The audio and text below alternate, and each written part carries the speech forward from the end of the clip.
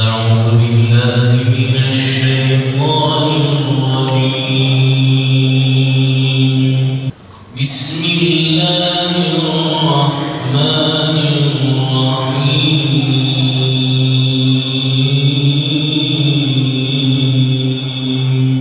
واتبعنا الرسول فاكتبنا مع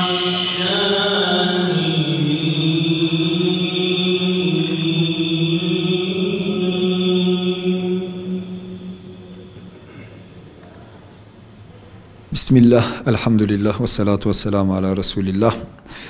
Allah'a hamdolsun, bir Ramazan ayının daha arefesindeyiz. Ramazan ayına Rabbimizin keremiyle, lütfuyla ulaştık. Ramazan ayını iyi değerlendirmek için İdeal Eğitim Vakfı olarak çeşitli tavsiyelerimiz halkımıza, kardeşlerimize olacak. İnşallah değerlendirirsek Ramazan ayını daha hayırlı, daha güzel bir şekilde geçiririz.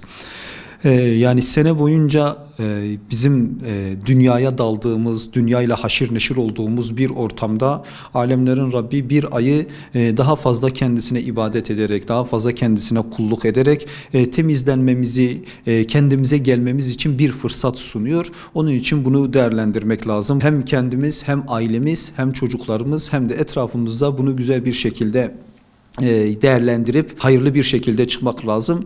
Allah'ın Resulü Ramazan ayını çok önemsiyordu, çok tavsiye ediyordu ümmetine. Özellikle Ramazan ayına gelip de kendini affettirmeyen insanların burnu yere sürtsün diyordu. Çünkü Allah'ın rahmeti fecir fecir insanların üstüne yağdığı bir aydır. Onun için değerlendirmek lazım. İdeal Eğitim Vakfı olarak Ramazan'la ilgili çeşitli tavsiyelerimiz olacak. Özellikle birinci ve en önemli tavsiye diyebileceğimiz tavsiyemiz şu: özellikle evlerimizde Ramazan ayı iklimini oluşturmalıyız. Bunu peki nasıl yaparız? Ramazan'ın ruhunu çocuklarımıza hissettirmek için evlerimizde Ramazan köşeleri oluşturabiliriz. Bu köşelerde oruç, Kur'an, sahur, iftar, infak gibi kavramlara yer vermek çocuklarımızın Ramazan bilincini artıracaktır. Ayrıca Ramazan ayına özel ayet ve hadislerden oluşan dersler yaparak manevi atmosferi güçlendirebiliriz. Biliyorsunuz Ramazan ayı Kur'an ayıdır. Peki Kur'an'la ilgili ne yapabiliriz? Yani bu ay boyunca her gün bir yüz Kur'an-ı Kerim okumaya gayret edelim.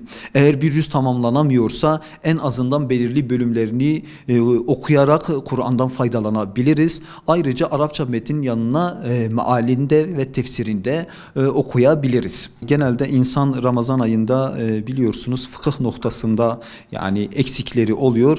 Fıkıh bilgilerini de tazelememiz lazım. Oruç, namaz, Ramazan'da yapılabilir diğer ibadetler konusunda da bilgilerimizi tazelemeliyiz. Çocuklarımıza da anlayabilecekleri düzeyde Ramazan'ın fıkhını öğretmeliyiz. Aynı zamanda dua, tövbe, ibadet ve siyer gibi alanlarda kitap okumaları yaparak Ramazan'ın manevi havasını evlerimizde, çocuklarımızda hissettirebiliriz. Vakit namazlarını camide eda etmek lazım. Yani özellikle teravih namazını ailemizle birlikte mümkün mertebe camiye giderek, olmadıysa evde çocuklarımızla beraber teravihi kılabiliriz, değerlendirebiliriz. Ramazan ayı biliyorsunuz yardımlaşma ayıdır, dayanışma ayıdır. Özellikle yani ihtiyaç sahibi insanların derdini anlama ayıdır. Bu ayda zekat, fitre ve sadakalarımızla ihtiyaç sahiplerine destek olmalıyız.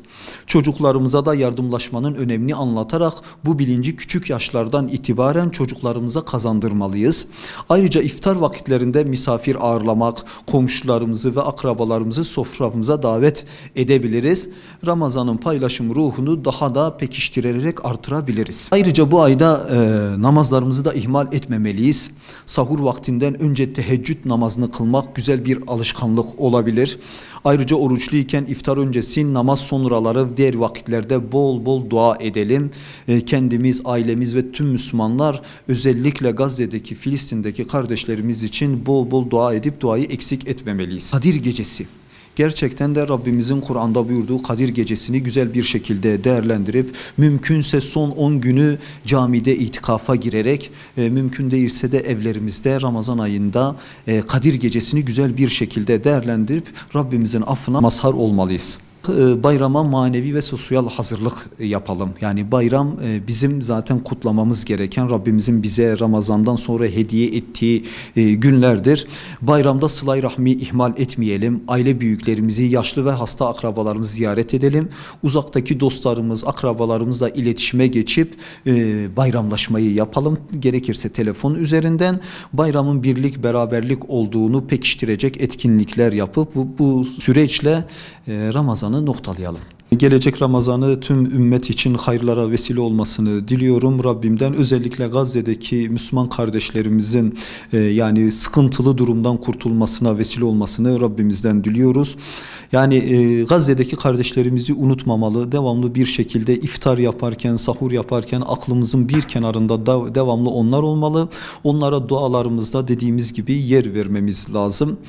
İdeal Eğitim Vakfı olarak özellikle yani biz eğitime önem veren bir vakıfız. Eğitimin de Ramazan'da en güzel şekilde oruçla gerçekleştiğine inanıyoruz. Özellikle Ramazan'da yani manevi ve maddi eğitimimizi aksatmamamız lazım.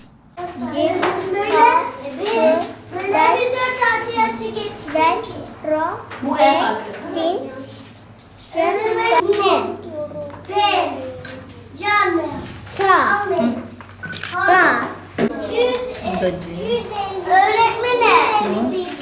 Öğretmenim. Evet. Öğretmenim.